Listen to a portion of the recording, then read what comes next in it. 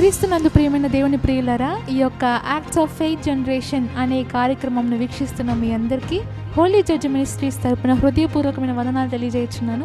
అందరికీ వందనాలు. ఈరోజు దేవుడు మనతో ఏ అంశం మాట్లాడబోతున్నారో చూద్దాం. ఇర్మియా గ్రంథం 31వ అధ్యాయం 13వ వచనం. ఇర్మియా గ్రంథం 31వ అధ్యాయం 13వ వచనం. వారి దుఃఖమునకు ప్రతిగా సంతోషమిచ్చి వారిని ఆదరించదను, విచారము కొట్టివేసి నేను వారికి ఆనందము కలుగజేతును.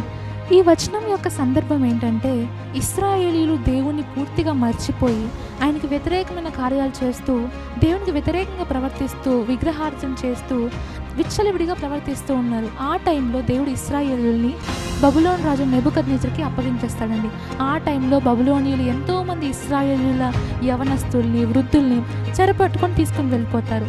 సో అలా తీసుకువెళ్ళిపోయిన అందరూ కూడా దుఃఖంతో ఎంతో కన్నీరు విడుస్తూ ఉంటారు. ఒంటరితనంగా ఉంటారు, అంటే ఫ్యామిలీకి దూరంగా ఉంటారు. వాళ్ళ ఊరు వేరు, వచ్చిన దేశం వేరు, ఇక్కడ అన్ని పద్ధతులు వేరుగా ఉంటాయి. ఒక బానిసలాగా చూస్తారు.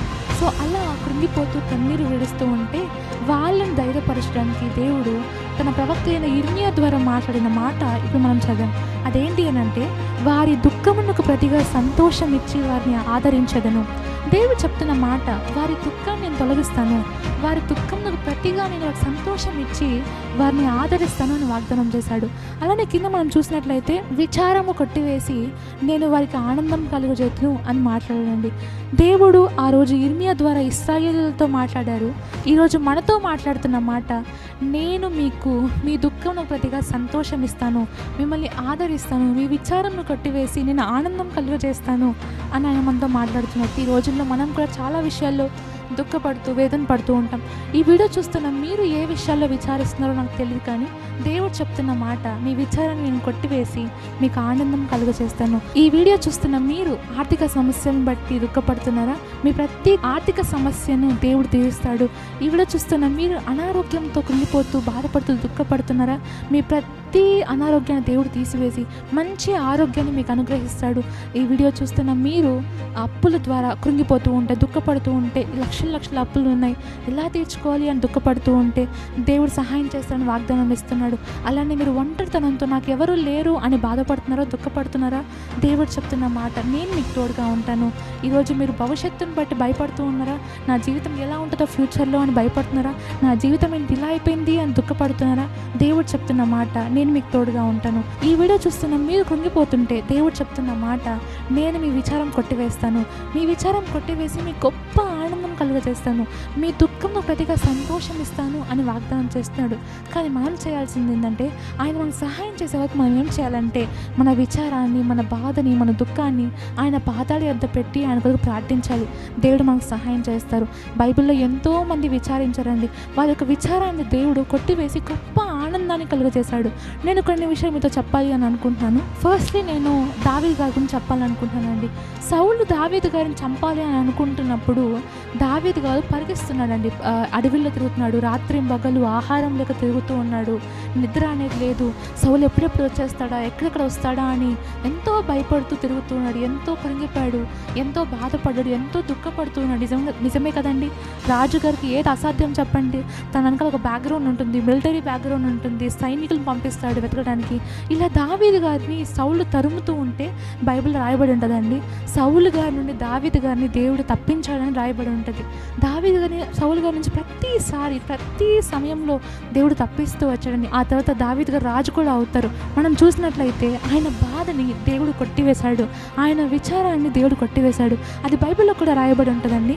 కీర్తనల గ్రంథం 94వ అధ్యాయం 14వ వచనంలో దావీదు గారు ఇలా అంటారండి, నా అంతరంగమందు విచారములు హెచ్చగా నీ గొప్ప ఆదరణ నా ప్రాణంలోకి నెమ్మది కలుగజేయుచున్నది. దేవుడు ఆదరిస్తే ఆయన ప్రాణానికి నెమ్మది వచ్చిందంట. సో దేవుడు దావీదు గారు గొప్ప సహాయం చేశారు. ఆయన విచారాన్ని కొట్టివేశాడు, దుఃఖాన్ని కొట్టివేశాడు, బాధని కొట్టివేశాడు, గొప్ప సహాయం చేశాడు, గొప్ప ఆనందంతో నింపాడండి. ఈరోజు దేవుడు మీతో చెప్తున్న మాట, మీరు విచారంలో, మీరు బాధల్లో, మీరు దుఃఖంలో ఉంటే దేవుడు మీతో చెప్తున్న మాట, మీ దుఃఖానికి ప్రతిగా నేను మీకు సంతోషం ఇచ్చి మిమ్మల్ని ఆదరిస్తాను, మీ ప్రాణంలోకి నెమ్మది నేను కలుగజేస్తాను, నేను మీకు సహాయం చేస్తాను, మీకు తోడుగా ఉంటాను, మీ విచారాన్ని కొట్టివేసి మీకు ఆనందం కలుగజేస్తాను అని ఆయన వాగ్దానం చేస్తున్నాడు. అలానే బైబిల్లో నయోమి గారు కూడా ఉన్నారండి. నయోమి గారు బెత్లెహేంలో వాళ్ళకి కరువు వచ్చినప్పుడు ఫ్యామిలీ అంతా తీసుకొని వెళ్ళిపోయి మోయాబ్లో వాళ్ళు నివసిస్తూ ఉంటారు. ఆ టైంలో ఏమైందో తెలియదు కానీ తన హస్బెండ్ని పోగొట్టుకుంది, అలానే తన 2 కుమారులను కూడా పోగొట్టుకుంది. ఎంతో దుఃఖంతో నిండిపోయి ఎంతో బాధపడింది. అదేదో నాకు వచ్చుంటే బాగుండు, ఆ మరణం మీద నాకు వచ్చుంటే బాగుండు, నేను చనిపోయింటే బాగుండని ఆమె చాలా కృంగిపోయి ఎంతో బాధపడింది. కానీ దేవుడు ఆమెను వదలలేదండి. కానీ దేవుడు రూతు గారిని లైన్లోకి తీసుకొని రూతు గారి గొప్ప జీవితాన్ని అనుగ్రహించాడు. బోయజ్ని ఒక భర్తగా అనుగ్రహించి వారిద్దరికి ఒక మంచి మగ బిడ్డని ఓబేదుని అనుగ్రహించిన తర్వాత యాక్చువల్గా బోయాజు గారికి రూతు గారికి పుట్టిన ఫస్ట్ బిడ్డ నయోమి గారి వంశం క్రిందకు వస్తాడు. సో దాన్ని బట్టి ఆమె ఎంతో సంతోషించింది. ఆమె అనింది, నా జీవితం అంతా చేదైపోయింది. మామూలుగా నయోమి అనే పదానికి అర్థం మధురం, కానీ ఆమె చెప్తే నన్ను మారా అని పిలవండి, నా జీవితంలో ఏది మంచిగా లేదని అంత కృంగిపోయి అంత బాధపడుతూ అంత దుఃఖపడింది. కానీ దేవుడు ఆమె విచారాన్ని కొట్టివేశాడండి. ఆమె ఎంతో సంతోషపడింది. తన జీవితం అంతా మారిపోయింది. ఈరోజు దుఃఖంతో వేదనతో బాధపడుతున్నారేమో, కన్నీరు విడుస్తున్నారేమో. దేవుడు మీతో చెప్తున్న మాట, నేను మీ దుఃఖంలో ప్రతిగా సంతోషం ఇచ్చి మిమ్మల్ని ఆదరిస్తాను, నేను మీకు తోడుగా ఉంటాను, మీ విచారాలంతా కొట్టివేసి నేను మీకు గొప్ప ఆనందాన్ని కలుగు చేస్తాను అని ఆయన వాగ్దానం చేస్తున్నాడు. కాబట్టి దిగులు పడద్దు. ప్రేమ స్వరూపిని మనం కలిగి ఉన్నాము. ఆయన మనకు ప్రతి క్షణం తోడుగా ఉంటాడు. తన బిడ్డ బాధలో ఉంటే, తన బిడ్డ ఏడుస్తూ ఉంటే చూస్తూ ఉండిపోవడం మన దేవుడు కాదండి. ప్రేమగా స్వరూపం మనం కలిగి ఉన్నాము. ఈ సర్వలోకాన్ని సృష్టించిన సృష్టికర్త తన స్వరూప్యంలో మనల్ని సృష్టించుకున్నాడు. కాబట్టి మనల్ని ఎప్పటికీ వదలడు. మనం బాధలో ఉంటే మనల్ని ధైర్యపరచడానికి ఆయన మన దగ్గరకు వస్తాడు. కాబట్టి అంతకు వేచి ఉండండి, ధైర్యంగా ఉండండి, దిగులు పడద్దు, భయపడద్దు, కృంగిపోవద్దు, దుఃఖపడద్దు. దేవుడు చెప్తున్న మాట, మీ దుఃఖాన్ని ప్రతిగా నేను సంతోషాన్ని ఇస్తాను, గొప్ప ఆనందాన్ని మీకు కలుగ చేస్తాను. వాక్యాన్ని దేవుడు మీకు మీ కుటుంబాలకి దీవెనకరంగా ఆశీర్వాదకరంగా మార్చును గాక. Amen. Thank you. Praise the lord.